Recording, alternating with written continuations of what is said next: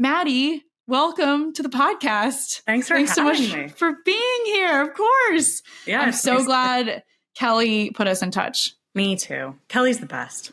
Kelly is the best. She's one of those people this year where I was like, I feel like we've always been meaning to be like, I've always wanted to meet you. Yeah. And yet we never have. It's cool getting to work with her because I met her in like 2018 or maybe before that, but like met her on a trip in Austria where she was like with Adidas. I was in college and it was like a cool. So it's now like funny being like, okay, Kelly is my manager and it's a fun experience to be in. That's so awesome. She seems like she knows everyone, has traveled the world with everyone, does all these like athlete camps when she was describing like, you know, cooking for the Arc'teryx team for a week or whatever, you know, insert team here in like whatever insert Alps town, mountain town here. I was like, Kelly, you have a cool life. That's very cool. Yeah. Cool life. Awesome. But so glad she put us in touch. So I obviously we were just chatting a little bit before we started recording and I have so many questions. There's so much to talk about, but I wanted to just start with the basics. If you could introduce yourself to the audience, that would be great. Yeah, I'm Maddie Hart. I live in the San Francisco Bay Area, currently in San Francisco, moving to Pacifica shortly. So I'll take ownership of that. So, yes. I am a environmental consultant for like with sustainability. I'm an avid trail runner, an ultra runner, and yeah, that's me. Awesome. Is Pacifica, I feel like everyone probably says this, but is Pacifica the one with the epic Taco Bell? The Taco Bell Cantina, yeah. Okay. All right. Because if maybe we'll have to, this is our first link of the show. I will link to this because it is pretty, people are going to laugh, but if you haven't seen it, it's like quite beautiful. And it's like probably the best, like if you can sit on the patio, it's like on the beach. Yeah. My boyfriend and I literally go on dates there because it's nice. Totally. No, my boyfriend Ryan just shot there with Aaron Lutzi, a collaborator of his. They were doing like a mountain biking thing, like a kind of like about biking around Pacifica. Well, and the trails, like, well, we have to stop at the Taco Bell. The trails here are so underrated too. It is so. Yeah. So I'm very excited to get the boyfriend house perks plus trail perks. So it's a win-win. It's a double. There you go. Yeah. Amazing. Okay. Well, yes. And I can confirm the trails in Pacifica are stunning views and also amazing trails themselves. Yeah. Like really exciting to. Some of the more like technical trails in the Bay, I would say too, which hard to find here. It is. Like, yes, everything's pretty buffed out. Yeah, exactly. Yeah. But I would say, that is true. Actually, the Pacifica trails are like that. Okay, so I'm really excited to ask you this question because of your environmental background and your studies, and then also what you're doing now. But what was this is the question I ask everyone when they come on. What was your aha moment on climate, would you say? Yeah, I was thinking about this morning. I feel like I had the privilege of growing up I grew up in Boulder, Colorado, so I was super exposed to like being outside in nature from a really young age, but also in the public schools was taught about like the rainforest being cut down in the Amazon and like deforestation, climate change in general, just from a really young age. So I was like that second grader wearing my like Save the Orangutan shirts. I stopped eating in third grade because I was like, we gotta try to save the animals. Like that was my vision. But as I got older, I think my aha moment was really when it started to piece together that we're not like the planet will be fine, but we as a species and all the other species will not. So like climate change, we only really need to address for ourselves.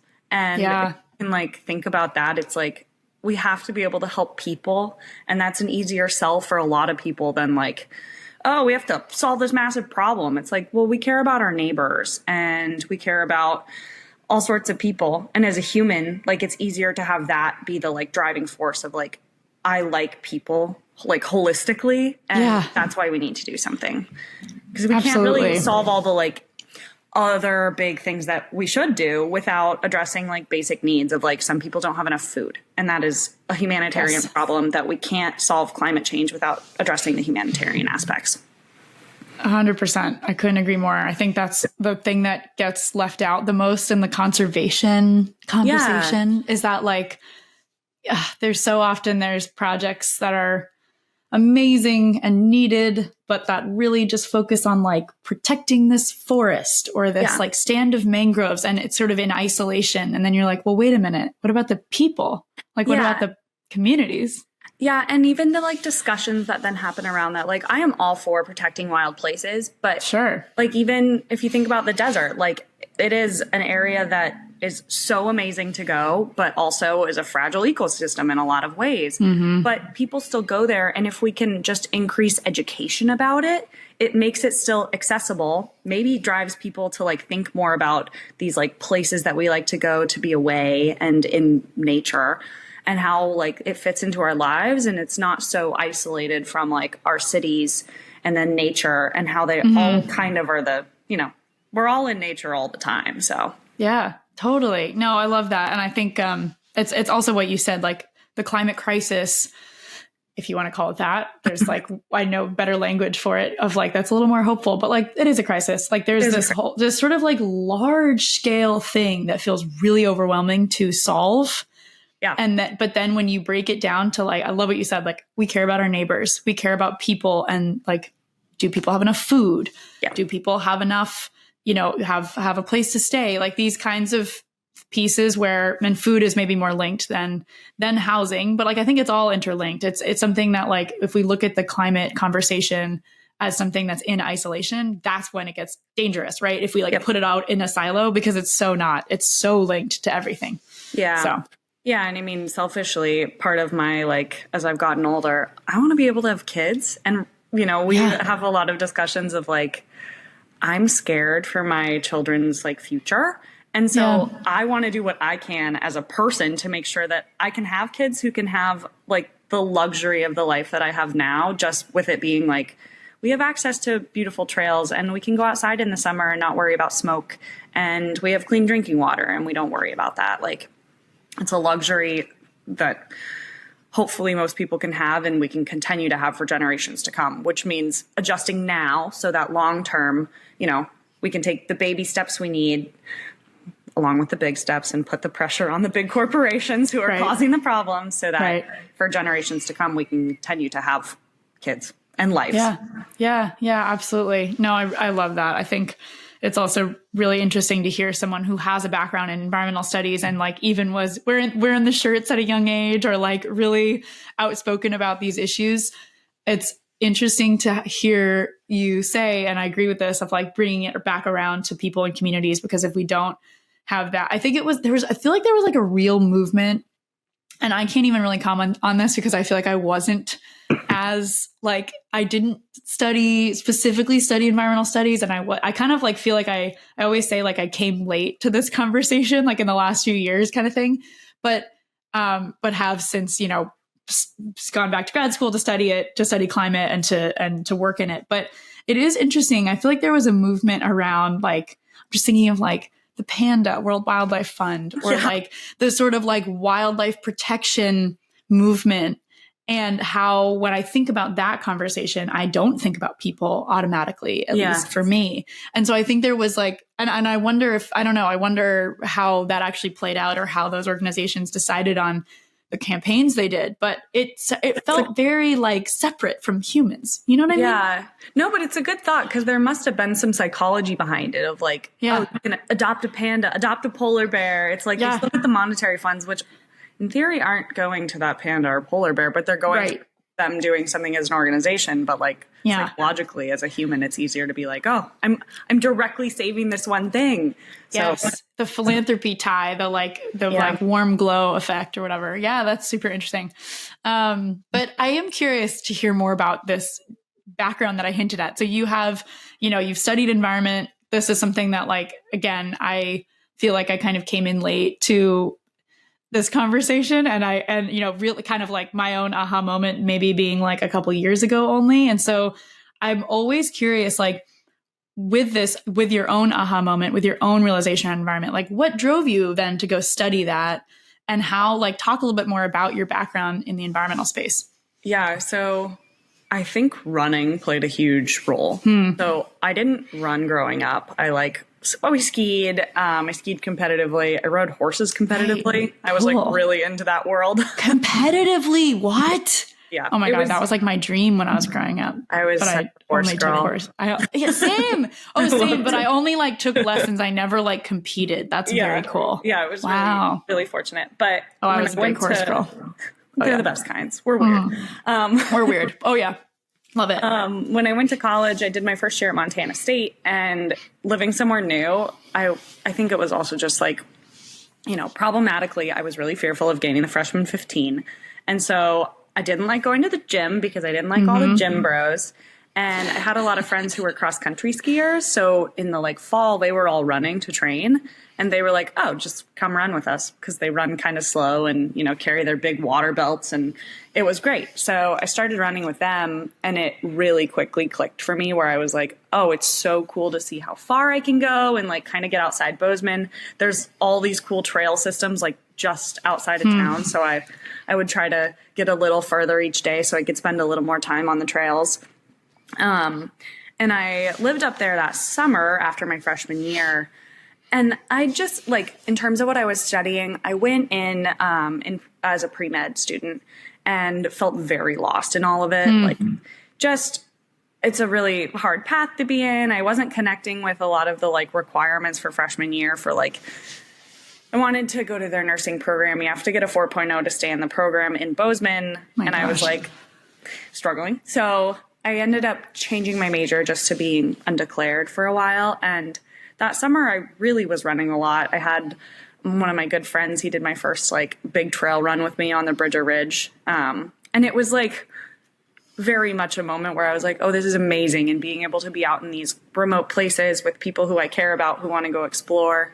It really like clicked for me. And I think I was feeling so lost emotionally that being able to go get physically lost was really like grounding for me to be like, I can feel lost as a kid who's been thrown into the real world, but still like have something where I'm moving my body and feeling connected, and it will all be okay. So I ended up taking a gap year after my freshman year because I just needed to like run. So I had some offers to go run like cross country at schools. I'd gotten very into it very quickly, and that like pendulum swing.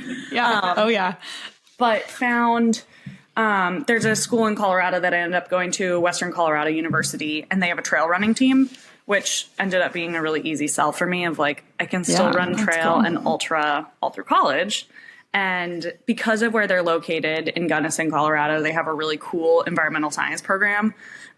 It's really hands-on with the community. It's in a super small like ranching area, but like really reliant on water. I mean, it's a headwater for the Colorado River. So it's a really great place to learn about a lot of environmental issues with really bright professors who care a lot about all that stuff. So I went there for school, was able to have like a really nice partnership between running and having a team, but still racing ultras, and often having our group be like all the youngest people at races, which is kind of weird, but it was cool at the time. Yeah. And like hindsight, do I think that running 100 at the age of 19 was great for my body? Probably not, but like, it's fine. We're still doing it. So yeah, I graduated in 2020 with a degree in environmental sustainability, and moved back to Boulder. And it really just continued to drive like, okay, running and how this partnership with work then ended up playing out. But joined the renewable energy development like sector from there. So that's where I spent the last about 5 years. Yeah. Okay. All right. Well, so I want to ask about both of these things then, but I'm gonna pause on the energy piece because I'm very curious to hear more about your ultra, like reading some of your writing and articles about you in the ultra running space is so fun, because I think I got the same vibe of like, it's a slippery, or it's like a fast pendulum swing, or however you want to say it. Like I remember when I first started running ultras in 2015, 16, I was like, oh, 50K. Okay. 50 miler. Like, okay. It's like, there you go. You just do the next thing. And I remember being so in it so fast. But it sounded like the same thing for you, but even more so of like, as you mentioned, like you're running 100 miles. Like, how did that come about? So I did, during my year off, I did my first The first like ultra I did was a 12-hour race, and I used that as a training run for a 50 miler. Jeez. I have no idea what I was doing. Was it like a backyard or a kinda? It was like, I don't even know if the race is going on anymore. It was like the Tommy Knocker Ultra in Golden, Colorado. Sounds great. Like loops. Sounds like an ultra to me. Yeah, exactly. I was like, oh yeah, a 12-hour race will be perfect training for a 50 miler. Do I think that's the case now? No, probably not. But anyways, in my head, it made sense. Yeah, sure. And then, the 50 was very different than what I did, but I ended up, it's still like one of my fastest 50 miler times because I had no idea what I was doing and just carried a peanut butter and jelly. And love it. It was great. I feel like the first time you do that stuff, you're like, how did I do that? Like with more training, I'm like, damn. You're also impressive. Like younger and you're like, how did my body like get like, I don't know. I don't even like the fact even too like vests now, everyone has a vest. And I always was like, I don't have a vest. I have a handheld. Like I was like a point of pride. You know what I mean? I like ran all my 50s with handhelds and I was like, this is great. And then now I'm like, it's great to have a vest. Why was that like a point of pride? Like, I don't know. Like I don't have to hold things the whole time. Yeah, I was like, it's so annoying. Yeah. Anyways. Yeah. No, it's such a funny realm. But yeah, that 50 miler was funny because it was also a relay race that I didn't realize it was a relay race. So people went out really fast and I was like, oh wait, I wanted to like kind of keep up.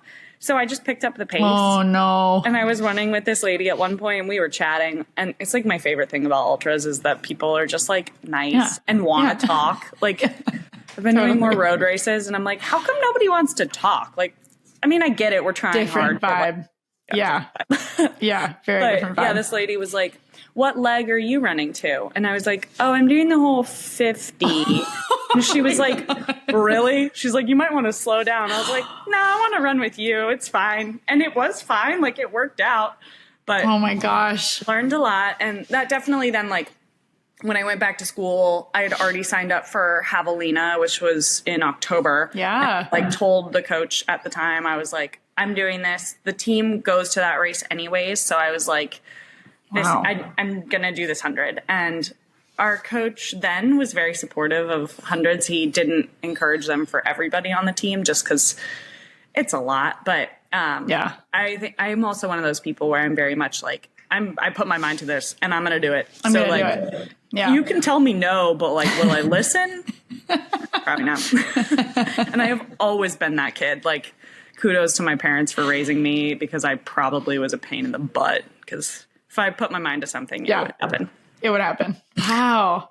So you were like, all right, I'm running Javelina. I'm going to do this 100-mile race. And your coach was like, dope. Yeah. It's wild that your team goes to that. That's really cool. Yeah. Or the team that you were on. Yeah. I don't know if their trail team goes to that anymore, but they went for a few years and it was totally fun. Cool.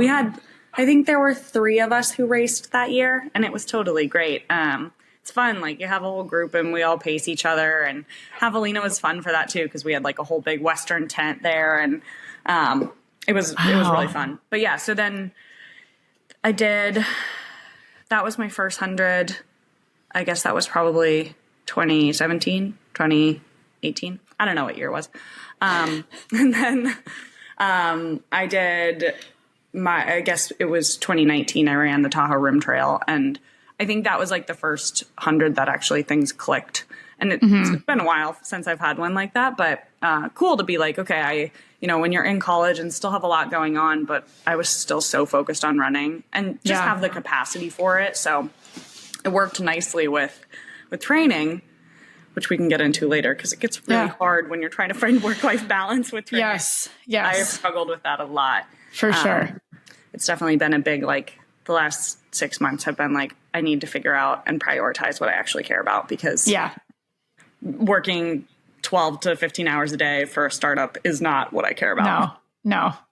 It's so hard to do. Yeah. Okay. Let's definitely talk more about that as well. So, but you went into the energy space after college. Yeah. And you were like, this is where your studies maybe like took you there. Actually, I'm always curious too with energy specifically. I feel like I haven't been in undergrad super recently, so I don't know. But I'm like, are there programs that like are there like clean energy focus areas now? I'm wondering, or is that just sort of there probably are now. I I don't know. I assume that there are. I think Berkeley has a clean energy program. Probably. I think there's more that are doing like funnels into it. Yeah. Yeah.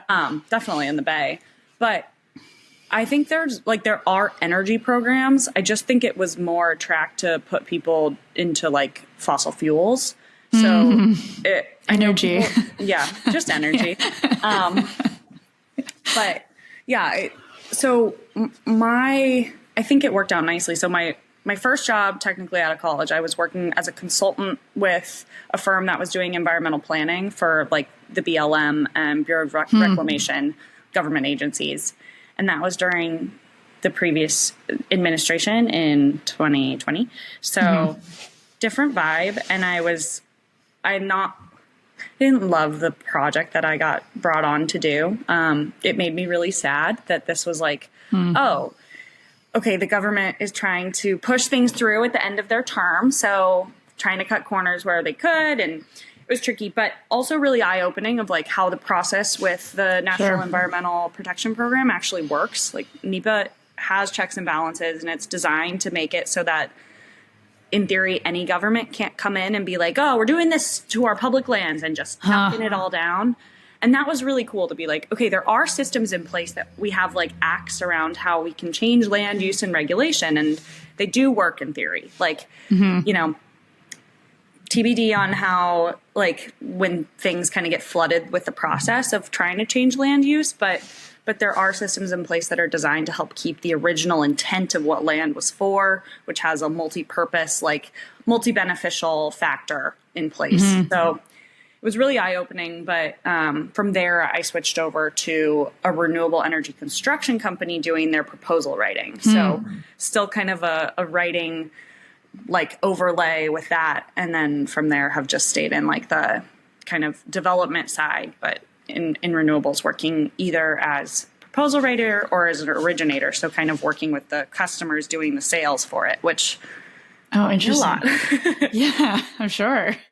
Yeah. We had, I mean, maybe a little different, but I had a friend of mine on the podcast who is like an electrification expert, as he puts it. And he like went in, and I was like, okay, so if I want to electrify my home, like, what does that look like? And he was like, okay, great. And I was like, but you got to do it in like everyday terms. Like you can't use any technical language. And he was like, okay, perfect. Which I've heard since. Actually, I had a couple listeners tell me they were actually trying to electrify their homes. I'm like, that was very helpful to be guided through that process. But it's such a specific like world. And I think he was also really, it was interesting to hear him talk about like, you want to give the consumer, the customer, the idea that like, it's like the what's in it for me. Like, why should is it good? Oh, it's going to be cheaper for me. Oh, hell yeah. Yeah. Then I'm in, right? Like, it's not, the second and even I like didn't know so much of the stuff that he was talking about. I was like, I'm learning so much. Cause I think, I always, a lot of, and we can talk more about this too, but like a lot of the environmental space and taking environmental action, a lot of times I would say, or sometimes comes with a lot of privilege to be able to like take these actions or do these things or install solar panels on your home. And like, yes, those come with a lot of cost, but there's also so many, although I should asterisk this before I say it, like I was going to say so many tax rebates and incentives. And then I'm like, I don't know. Right. Mega fingers crossed. That's why I was like, I don't know where that's going to go to. And I've actually had that friend come and write on the Substack about like what is all happening in our current government. But I'm sure you had interesting experiences talking to customers and like more on the sales side. So even with that, like I would say I am an expert in the large scale like electrification. I'm all about home solar. I'm like, that's a different world to me.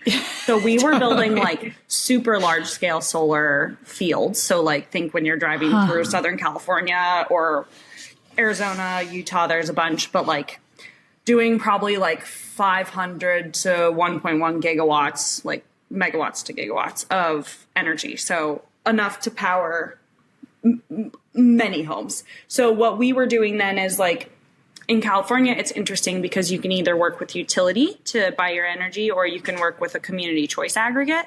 California is a little special with the community choice aggregates, whereas other states don't have that. You just have your utility that you get.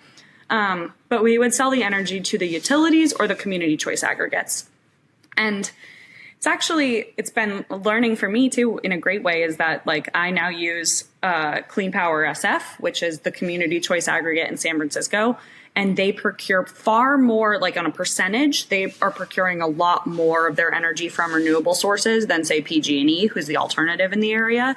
So you know that also I'm paying less. It costs me less to be through that, and more of my energy would be renewable. So a lot of it is then around education, and it's laborious. And that's the part where it's like, man, it's tricky, because if I didn't know about this, I would have just signed up for PG&E. Like, you don't think about it. There are a lot of like, they'll mail you a bunch of stuff, but like, how often are you actually going to read the letter from a random company you don't know? So it was interesting that just on the exposure and working through the contracts and getting the like nitty gritty of how our energy system actually works, and really understanding like, okay, working with large scale developers, but then also working with companies. Like we would sell the renewable energy credit, which is a little niche. So for each megawatt of energy, if it's clean energy, it has one renewable energy credit that would come with it, which would be the differentiating factor between the renewable energy and the brown energy.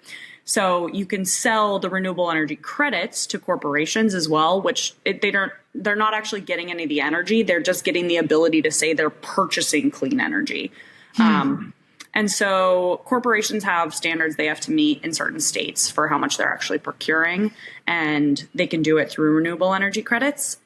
So we were selling those as well, which they're a great alternative to say actually doing like, oh, we're helping offset our carbon, which a lot of them are good. And then there's a lot that are not necessarily the right approach, but the renewable energy credit is like an actionable thing that you're bringing then power online. So worked a lot with like Target and Walmart, like other big brands like that, who they have to meet certain standards, but really interesting to see how like it all is playing out, and learning more about our utility system and like our grid system in general, and the road bumps we have there, which like, I think it's easy to be like, oh, we'll just build more solar.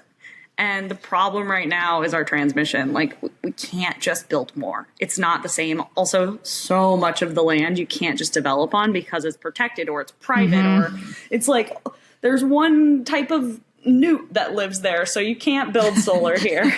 So it's like it's not as easy as it is maybe in a lot of people's minds, which I think it's great just to be in it now and have so much exposure to all that, and how, you know, it's an uphill battle to try to electrify our grid completely. Totally.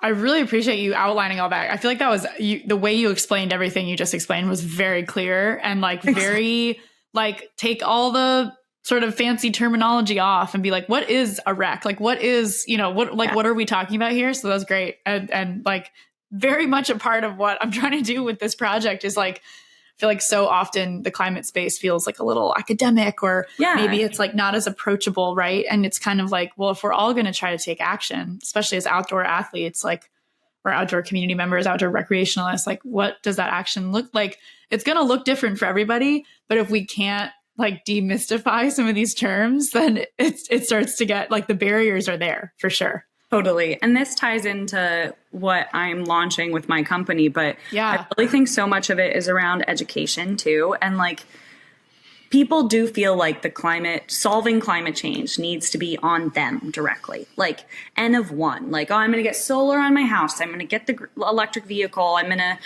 do all the things. And while that helps, I don't think it's going to solve the problem big picture, because at the end of the day, it is large corporations who have used greenwashing and other tactics to make it feel like it's on the burden of the consumers and people in this country and around the world. Totally. In reality, that is all a tactic that is intentional to take people's attention away from what they're doing behind closed doors, because there's not regulation, or like in certain parts of the world, you can kind of get away with a lot of environmental things that you can't do here. And there's even parts of our country where it's pretty lax. So I think while, yes, we should be doing all of it, it ties into like, it can't always be the N of one. We need organizations to be stepping in and being like, we will help because we want this. And we know that socially it's the correct thing to do. And then it from there can trickle down and have the like, oh, I'm at a race and what is sustainability? Why does it matter when I'm running? Oh, okay. Maybe I should do that a little bit more at home, and just like slowly trickles in rather than the climate anxiety that can be so overwhelming with like, oh, I can't do anything anymore because existing is not very sustainable. Yes, exactly. Totally. Okay. So tell us about this company. Like what are you starting? I'm so excited to dive in with you because I know can we say this today is like the launch day, or like it's going out into the world today. And I know I'll be putting this out after we record, but tell me more about what you're doing and how, well, both. I'm actually curious, like, are you working full time while you're doing this, or are you like leaving your job? No. Yeah. So I left my job back in February, which was mostly just because I was so burnt out, over it. Like, I had a bad manager, so that doesn't help. Taught me a lot about, working with different people and, maybe be careful about men who are in their mid to late 30s who about not being able to keep a girlfriend, but then treat you as a woman really poorly. And you're like, wonder why. Interesting. I saw something recently that was like, I feel like it's everywhere out there, but it's like your manager has more bearing on your health than your doctor or like anyone else in your life. And you're like, oh my God. Yeah. Oh my God. That's so real. Like, that's so real. Anyways. Yes. Yeah. So it was time to leave that. But with that, I was really like, okay, I'm going to go all in being an athlete this year. Coaching, but I'm really not good at not doing, like, I need other things. So totally quickly, Kelly actually threw out to me. She was like, have you thought about consulting? Because as you can tell, I love this stuff. It is my bread and butter. I want to talk about solutions all day. And she put it out there and I was like, I noodled on it for like maybe 48 hours and then was like, I should do this. This is brilliant. I love this. Cool. I've been working on this for about the last 2 months. So it's all still pretty new. But really what I am doing at Hart Athletic Co is working with events to help implement sustainability practices around waste, energy, and like community impact. So the 3 pillars are kind of the focuses for me of like the main areas that we can reduce, and all of which can be done in a measurable way. As I mentioned earlier, so much has been greenwashed. It is like, if you look online, there are some cities where you could get an event, a sustainable event certification. So like in San Francisco, there is a process that you can go through to get your event certified. There are also other places who have like recommendations and guidelines, but they'll give you a certification without, I would say, maybe the proper proof that you've done all of it. I think there's a lot of work to make it marketable, and I think that is good and it should be done, but I think it also needs to be done in an intentional way where the impact can back everything that you're marketing. So it's done thoughtfully, where it's like, we're doing this because we want to continue to have the event. We want to have the event around for your kids. Or so if a big organization comes in and purchases it, everything is in place so that you're not going to have the community impact that some races have been feeling when they've been purchased.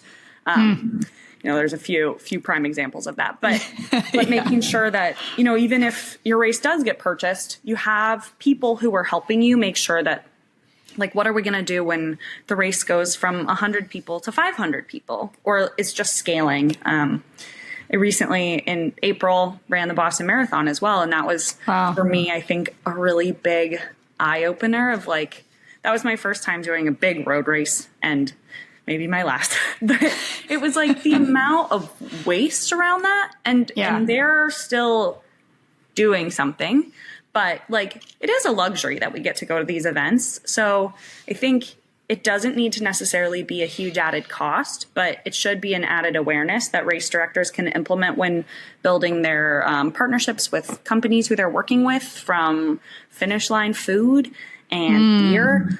If you ever want to get into the like emissions from beer, it's pretty rough. Interesting. Okay. It's made me think a lot more about drinking. But even with that, it's like, okay, we love a finish line beverage. How are we going to source it locally so that we can reduce that like emissions that's coming from across the country versus it's coming from our neighborhood brewer, who we also want to support because it's good for the community. So yeah, my mission would be to help all those three things and work to get races certified through my event, but also if there's any like municipal certification that we can go through, we would help meet those as well. But I'm holding like higher standards than a lot of other municipals would have. So I just want to help sure everyone's kind of aiming for the highest bar possible without compromising the races like efficacy and the community involvement and love that these races get anyways. We don't want to compromise that, but we can have all of it and still make it more sustainable. Yeah. Well, it sounds like you're really looking at almost every part of the race, from like food, beverage to then waste or like how people are consuming those things. So ideally, probably not plastic, using as much plastic. What are some other factors? Like, I mean, even you saying beer and emissions, I was like, oh my God, I didn't even think about that, like how that might play into it. But what are like, if I'm a participant in a race and I show up at a race that's like been, you know, certified by your company, your work, like what are the, I don't know, like what are some things I would see that are different? Yeah. Well, so the big thing that I'm also doing is tailoring this for every race. So working closely with the race director so that like I talked with High Lonesome and I just think they're doing so much already. Like they're on top of all of it. And it was like, I don't think you guys need my help really, because there are races where like, you know, they're thinking through all this, but I think in general, it will be, you know, maybe different race to race, because also if you're in a different area, the needs in general would be different. But on the waste front, really helping put in like waste solutions in place. So we're going to make sure that races are all using TerraCycle, they're composting and recycling when possible, but also increasing awareness about all this. Like a lot of races do use TerraCycle. But if you come to an aid station, I was just at another race. I was pacing and I asked, I was like, do you guys have TerraCycle? Like where I can put the wrappers? And it was tucked away behind a water cooler. Oh, interesting. And it was like, oh, okay. Note to self, like, how are you labeling everything and making it accessible? And how are we helping you help your aid station captains? Because that is a huge job to be an aid station captain. Oh my gosh. And being like, okay, yeah, you also want me to make sure that all the waste is going in the right place. Like, yeah, right. I have to do all these other things. I have all these other things. Yeah. So the education is a big piece there as well. But yeah, so also making sure that in wherever the community that the event is taking place is we're thinking through the carbon calculation on where your waste actually needs to go. So a lot of communities, the nearest recycling location might not recycle all the recyclable materials that say you could in a larger city. That's a big problem that I had when I was living in Gunnison, is that you can't recycle most things because the closest location is over the valley, over into, I'm spacing on names now, into Grand Junction. They would drive a lot of the trash, so they didn't want to take everything. Yeah, because it was actually less cost effective and probably less carbon effective to drive it over into Grand Junction to recycle it correctly. So a lot of races have issues like that where you can't recycle everything. So we will work with any like municipal recycling agency, but also work to solve that gap where it's like, okay, we'll get your recycling to the closest location that recycles everything possible. Same with composting. To do it on a larger scale, you need to have, you know, hot enough compost that you can break everything down. Like those compostable plates, you can't put in your garden compost. It's not gonna gonna break down. So working with that on the scale, and then really just the goal of reducing as much from actually going into the landfill as possible. Other component around the waste is also just thinking through partnerships. So brands who are sponsoring, what are they doing? Like, are they giving you a bunch of plastic stuff that you're going to give away? How much of that's actually going to end up in the trash? How can we make more impactful partnerships that do less to create waste? And also the education around it. So I think a big pillar I have in belief is that we can't expect everyone to know the right things to do because people haven't had the access to all of it. So making sure that however we're doing it, there's signage, there's emails that go out to people that just create awareness in general. and can help educate when possible. So I think the more we can educate, the more we can start to get the brain thinking about how we can practice this at home too. Yeah, totally. I love too how it's really cool, Maddie, how you're like, this is a very design thinking thing, but you're kind of like putting yourself in as the user. Like you're pacing, like you're going to the Boston Marathon. I know you like you are a user anyways, because you race, but it's very cool to, even when you're pacing, to like come across an aid station and be like, hey, by out of curiosity, do you guys have this thing? Well, and I think it's like, for me, it feels really important because I love racing. It's like really important for me as an athlete. Yeah. And I love competing. It's fun. But it is great to get to go, and like I don't want the races to be compromised on how they are like performing wise and like who's coming. But I do think like being able to be like, I was at your race, and also you said this can be the transition to the next point. But you say that you're offsetting carbon. You put that in your race guide. What are you actually doing? Because you don't market it anywhere else, and that is so marketable if you're doing it correctly. So don't put it in a race guide and then not follow up about it. But I have skin in the game, which I think also is helpful. Like, yes, I know what it takes to be at these events, and I have seen firsthand how it, like, all the work that goes into putting them on, and it is a ton of work. And it's not always top priority to be like, how much are we composting? Like, can we compost a little more? Like, no, you're trying to get all your permits and deal with all the hoops you have to jump through. And making sure you're not losing all your money putting on a race. Also making sure that it's like a sustainable economic factor for that. So yeah, that's so interesting. I love the idea of like, I'm thinking like Tim Tollefson's a good friend who obviously puts on like shortly, like only a few years down the line, he's created what I would say to be one of the premier trail running events in the US.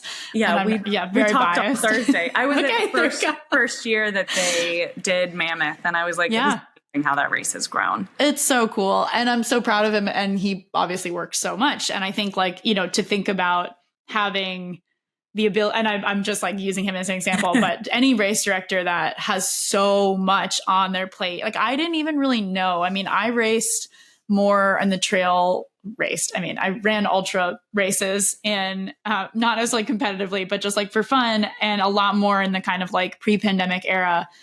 And since have kind of started to come back into this world and been like, okay, these races are massive. Like so many people are signing up. The trail space is growing rapidly, of course. Yeah. Which is like, great. I just didn't, which is great. And I like didn't realize, like, I didn't really get that like people can do one race like full time, like an RD for a race. Like that can be their full-time job for like 1 weekend a year. And I'm like, whoa, that's wild. It's so much time and effort and, so much of their plate. But it is cool to think about, if you come in as someone who they can kind of be like, hey, can you just take on all of this, like all the analysis and come back to me and be like, what do you want me to do kind of thing? Yeah. That's cool. I think it's also important to serve as someone who can sit in the room for the conversations, if desired, to be like, have you thought through this side of it? Like the angle of, are you on the like social side, are you leaving spots open for people who maybe can't afford the growing? Hell yeah.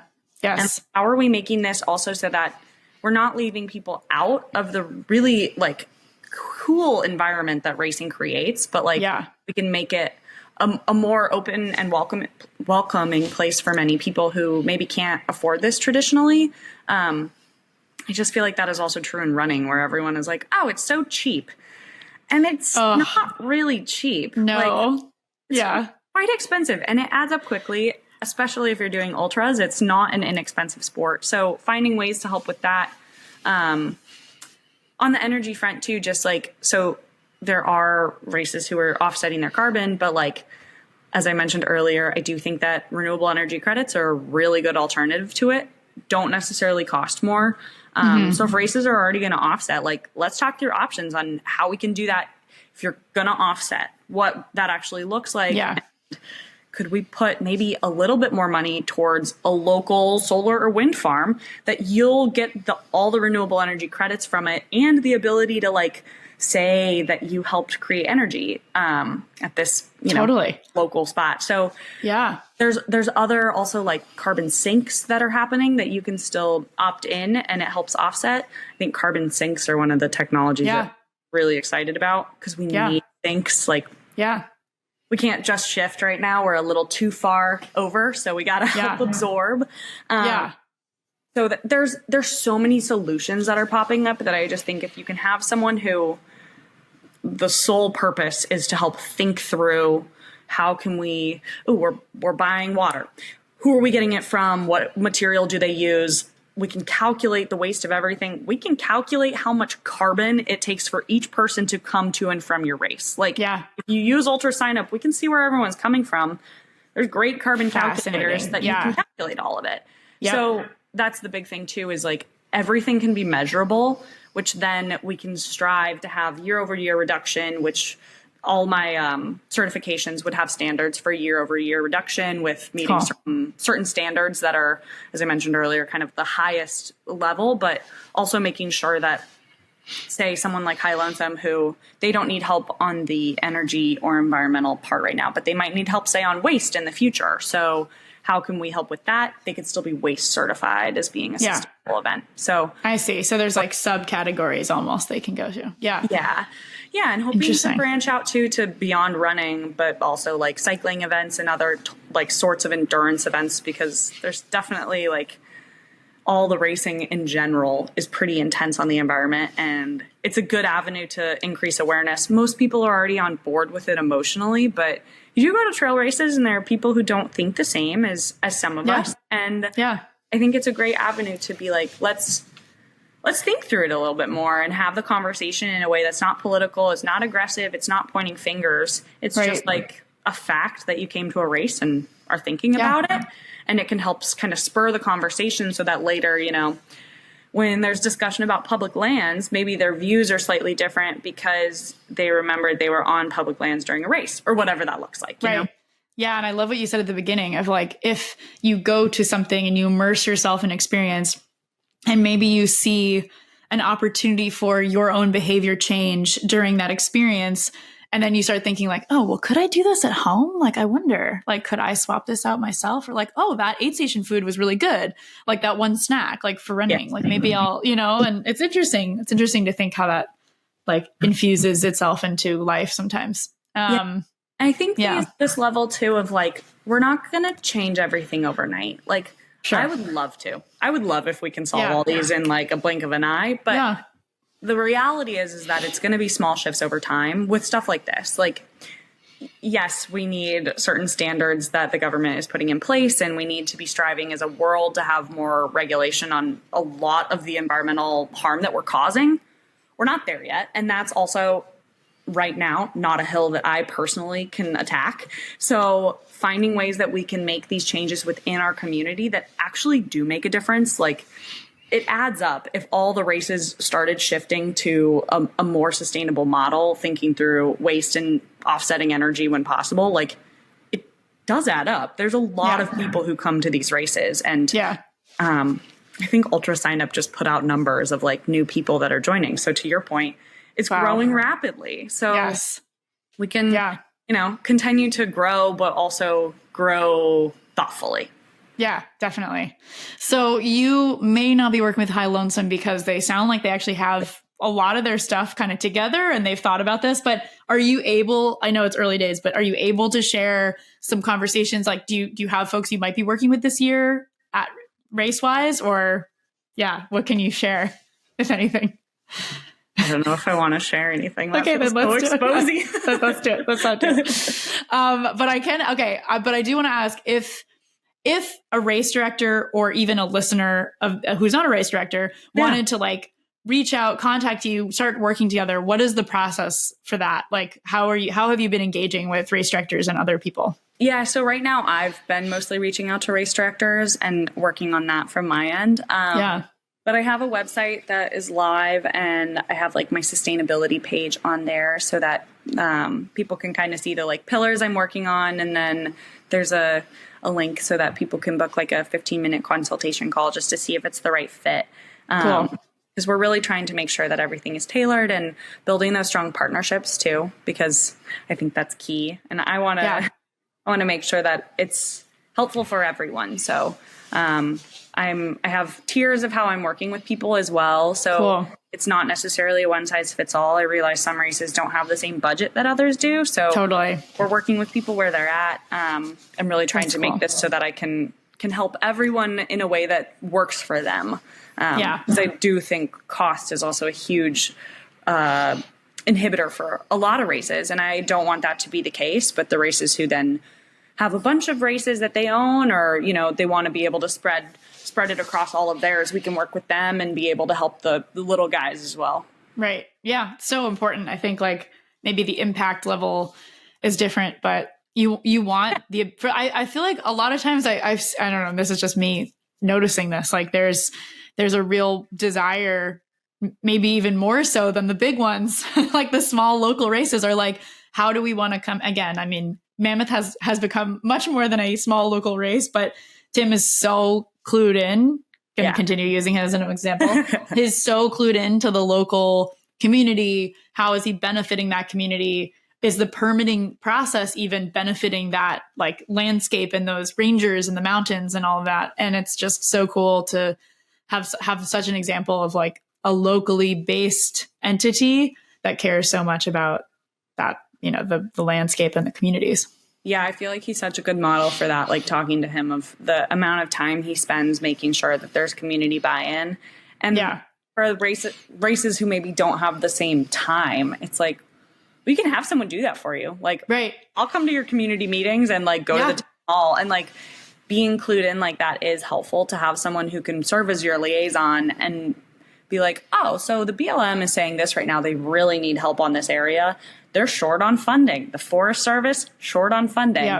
So many races now are requiring like, you need to have 8 hours of volunteer time or like trail work. A lot more hundreds are doing that. So it's like, okay, let's be intentional about how we're requiring that, and like planning community days in the area too, so that if people live nearby or are going to come up and can be nearby, like we're actually doing trail work for your trails. Interesting. Even just like maybe helping races, more of them put that in place, because a lot of them have the option where if you can't do volunteer work, you can like pay the difference and offset your work with money. And then that money can go to an organization. So you're still giving time or monetary time. So I think it's so awesome. A good model that I'm hoping we can get more people on board with, because it's a great way to give back. And like as a runner, I don't know, I spend so much time on trails. I'm like 8 hours a year feels like not enough, and I should do that every year. Sure. Yeah, no, that's a really good point, actually. When you think about the hours you spend on a trail versus like how much time I'm doing the trail work is not even comparable. I mean, it's just like wild to think about it in that framework. I'm curious. Well, keep going. I feel like I cut you off. Keep going. You're good.